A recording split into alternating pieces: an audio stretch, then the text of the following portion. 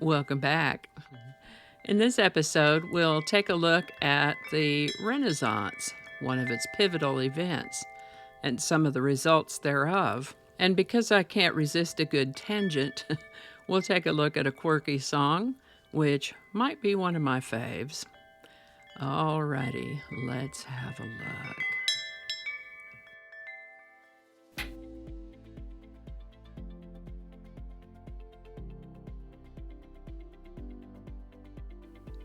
Hi there, and welcome to This Day in History for February 7th. February 7th is the 38th day of the year in the Gregorian calendar, with 327 days remaining to the end of the year, 328 in leap years. Today's word is Renaissance. Renaissance is a noun, and you might see it capitalized as a proper noun, where it refers to the period of cultural, artistic, and intellectual revival in Europe, roughly spanning the 14th to the 17th century, which marked the transition from the Middle Ages to modernity. As a regular noun, it simply means the rebirth or revival of something, particularly in the arts, knowledge, or culture.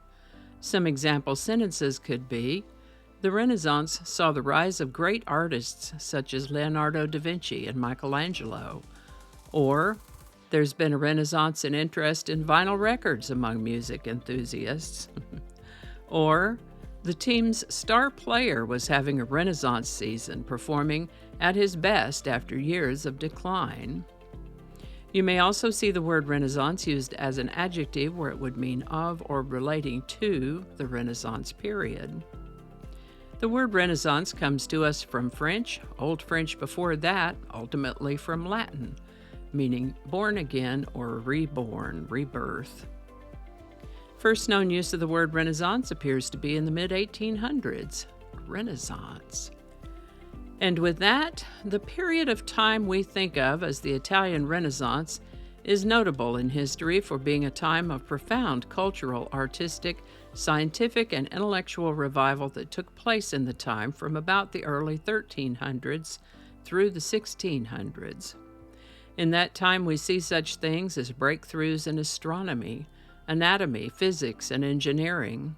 It was a time of revival of classical Roman and Greek styles with innovations in domes, symmetry, and proportion. During the Renaissance, thinkers re-examined classical texts, developed new political ideas, and promoted individualism. It was in this time that the age of the printing press dawned, an innovation that democratized learning and allowed a faster propagation of new ideas. It is during the Renaissance that we see such things as the design and construction of possibly the most renowned work of architecture of the Renaissance, St. Peter's Basilica in Rome. Scientist and father of the experimental method, Galileo Galilei lived and worked in this time. Machiavelli, the author of The Prince, is significant to the Renaissance, and we've talked about Machiavelli before. I'll leave a time-stamped link to that in the description. Christopher Columbus discovered the Americas, and colonization thereof began during the Renaissance, as the Florentine Republic, one of several city-states of the Italian peninsula, rose to economic and political prominence by providing credit for European monarchs and by laying down the groundwork for developments in capitalism and banking. All this during the Renaissance. The Church both benefited from and was dismayed by all this cultural progress. We see this in the quashing of Galileo and his astronomical observations. He was lucky to have survived that, and we've talked about that before too, and I have a time-stamped link for that one as well. All of this led up to today's incident, an event known as the Bonfire of the Vanities, and that is that on February 7th, 1497 in Florence, Italy, Dominican friar Girolamo Savonarola ordered the mass burning of objects considered to incite sin and moral corruption. We're talking about items such as mirrors, cosmetics, fine clothing, playing cards, musical instruments, artworks, including paintings and sculptures, and books that Savonarola deemed immoral. These types of items were collected and destroyed in a public square. Savonarola had quite a group of followers who supported these actions, believing they were purging the city of its decadence. This event is emblematic of the tension between religious zeal and the cultural flourishing of the Renaissance. It's a catchy name, Bonfire of the Vanities, such that in more modern times we see the 1987 novel by author Tom Wolfe, a 1990 movie, and even an opera, all named The Bonfire of the Vanities, and all based on a theme of greed, ambition, and biased thinking of wealthy elites, and how, in these stories at least, they are ultimately undone. Bonfire of the Vanities. This is the birthday of American country singer and songwriter Garth Brooks, born February 7, 1962, in Tulsa, Oklahoma.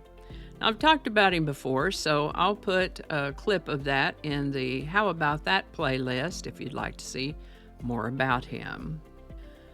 Now, this might sound crazy, but the whole time that I was researching today's episode and writing the report, the song in my head has been Birdhouse in Your Soul by They Might Be Giants. So I'm going to tell you about that now. Written by John Flansburgh and John Linnell, Birdhouse in Your Soul appears on their album Flood and was released as a single in 1990.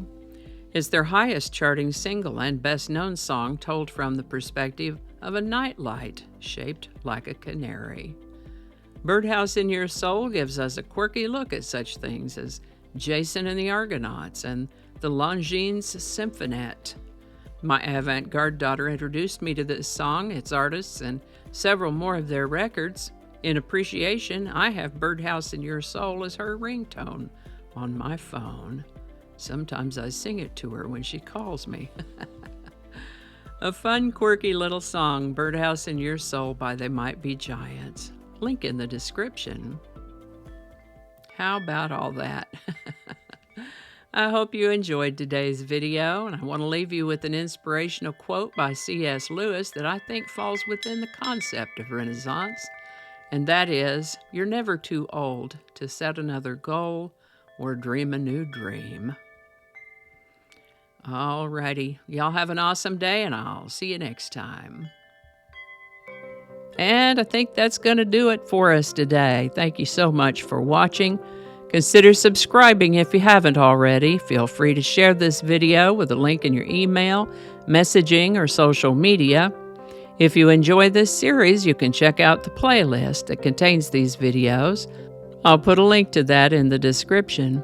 That playlist lives on YouTube, so for other platforms, I'll include a link to my blog page. It's called No Really. You can also find me on Rumble, BitChute, and Odyssey. All those links in that description. Alrighty, that's all I can think of right now. Thanks again, and I'll see you next time.